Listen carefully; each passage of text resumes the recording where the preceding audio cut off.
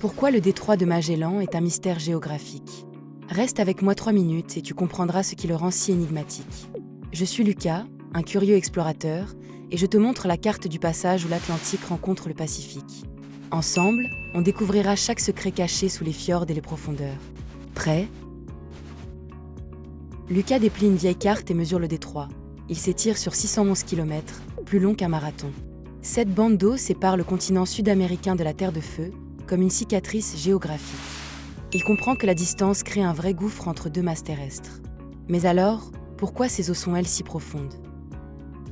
Lucas plonge son regard dans les profondeurs et découvre que le détroit atteint 1080 mètres, creusé par d'anciens glaciers qui ont sculpté le fond. Ces gouffres expliquent les courants imprévisibles et la difficulté de navigation. Il sent le froid des glaces sous la surface. Mais alors, comment ces glaciers ont-ils formé les fjords si escarpés?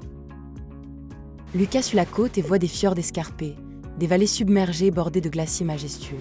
Ces falaises abritent une biodiversité marine exceptionnelle, attirant 2831 navires chaque année, soit 58% du trafic régional. Les capitaines bravent les courants pour ces richesses. Mais alors, pourquoi tant de navires osent-ils traverser ce passage dangereux? Lucas trace la ligne entre l'Atlantique et le Pacifique. Ce trait d'eau, long de 611 km, offre le seul raccourci naturel pour éviter le Cap Horn. Mais les courants y sont traîtres, et chaque navire doit affronter des vents violents. Alors, pourquoi tant de capitaines choisissent-ils quand même ce passage? En scrutant les registres, Lucas découvre que 2831 navires franchissent chaque année le détroit, soit 58% du trafic maritime de la région. Cette ruche d'acier glisse au-dessus d'une mer foisonnante de poissons, de mammifères et de coraux uniques. Mais quel secret ces eaux regorgent qui attirent autant les marins?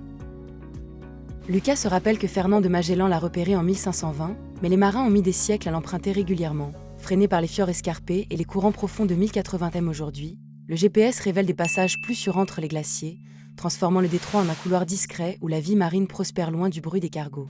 Alors, le vrai mystère n'est-il pas la façon dont la nature a gardé ce trésor caché pendant tant d'années? Voilà pourquoi le détroit de Magellan est un mystère géographique.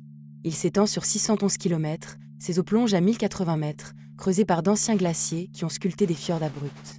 Ce couloir relie l'Atlantique au Pacifique, attire 58% du trafic maritime et abrite une biodiversité exceptionnelle.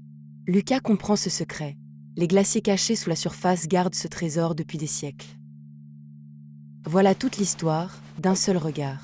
Maintenant, tu sais, dessine-moi le monde.